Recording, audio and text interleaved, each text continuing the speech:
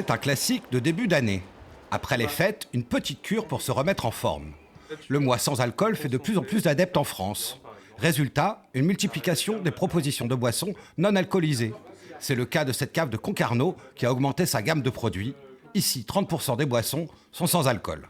On retrouve de tout maintenant, du vin, désalcoolisé, de la bière, de brasseur artisanal, des mocktails, donc la tendance cocktail, du prêt à boire aussi également, que ce soit des petites bouteilles de Prosecco, de Bulle, ou d'autres créations plus originales où on ne retrouve pas une goutte d'alcool dans l'esprit à l'intérieur de la bouteille. Vous diluez le produit avec une eau pétillante, un tonic, une ginger beer, et on retrouve du coup des rhums, des spritz, des gingembres, plein de choses dans ce style. Ouais. Différents procédés peuvent être utilisés. Désalcooliser des produits existants ou fabriquer des boissons à base de plantes pour retrouver le goût de l'original. C'est le cas pour ce cocktail fabriqué sans utiliser de vrai rhum.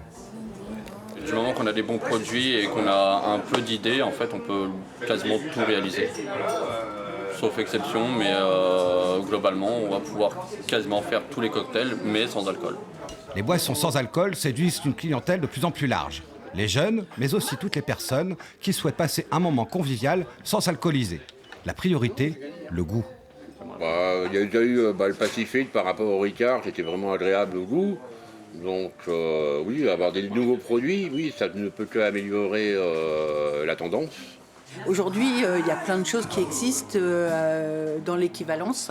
Et dans le goût, moi je trouve que il y a plein de choses qui existent sans alcool. Puisant ses origines dans le défi brestois des années 70, le mois sans alcool se développe de plus en plus. Souhaitons que la tendance continue après le mois de janvier.